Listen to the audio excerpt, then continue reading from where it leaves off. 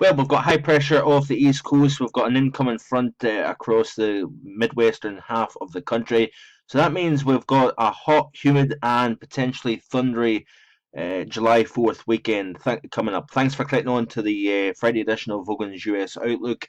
Just a couple of mornings ago, we were talking about temperatures into the 30s with some patchy frost in parts of West Virginia and even down as far as the mountains of North Carolina. But certainly that nice, cool, fresh, dry air is now out of the way, and we are resuming summer once again across much of the lower 48, not just the east of the country. So we're really going to be talking about through the weekend and into the uh, July 4th itself. We are probably going to be talking about the temperatures widely into the mid to upper 80s, perhaps low 90s as well for areas such as DC and Baltimore. But of course, with low pressure over the southeastern portion of New Mexico, we've got a lot of energy within the central plain states. Heat and humidity bumping up against that front, and the energy is going to trigger more severe weather, unfortunately. We've had quite a rough spell of weather across the parts of the upper Midwest in the last 48 hours, with over 20 tornadoes counted just 2 days ago within a 24-hour period. So a fairly substantial outbreak, plenty of wind and hail reports as well. And I think that is going to continue to spread eastwards as this energy progresses east as well. So you can see here the greens fill in the eastern half of the map, and that is generally going to be convective thunderstorm activity, I think, with the heat of the day as temperatures rise into the traditional 80s and 90s for the beginning of July. High and dry across the western half of the country, and that looks as if it's going to continue for the really for the foreseeable future. We don't have any real indications of any monsoonal moisture coming up from Mexico or the Baja region at this moment in time. Eventually, that frontal system will clear out, and we are going to basically recharge the atmosphere once again, continuing to pump hot, humid air from the Caribbean up into the southern and eastern half of the country overall. So let's have a quick look at the 2 meter temperatures for the upcoming July 4th weekend, and it certainly will be a warm one.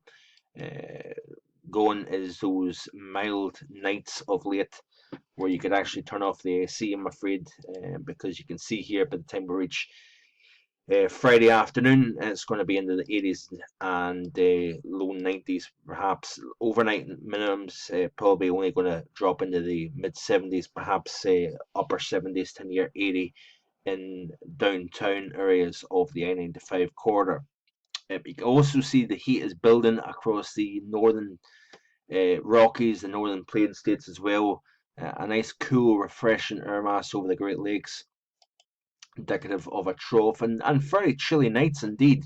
You can see here that temperatures are going to be dropping into the potentially into the 40s out with town in parts of the Dakotas, Minnesota, the upper portion of Wisconsin as well, and of course over the high plateau region of the Great West. We are going to be talking about temperatures probably close to the freezing mark in some favoured spots. You can see here temperatures during Sunday, very, very comfortable in the upper plain states here, but a lot of heat, a lot of humidity, a lot of juice within the atmosphere further south and east.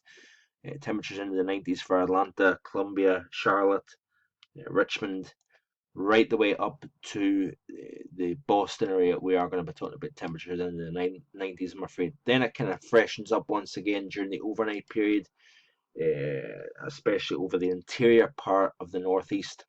This is into Monday, and we'll repeat the theme once again. It will cool off somewhat as we go towards the middle part of the week, and the reason why is we're going to see the frontal system kicking out over the Atlantic, and that will bring the refreshing air that is currently now starting to push into the upper Midwest. That will be over the northeast by the time we probably reach the morning of the 5th of July, roughly. So we'll wait and see what happens anyway.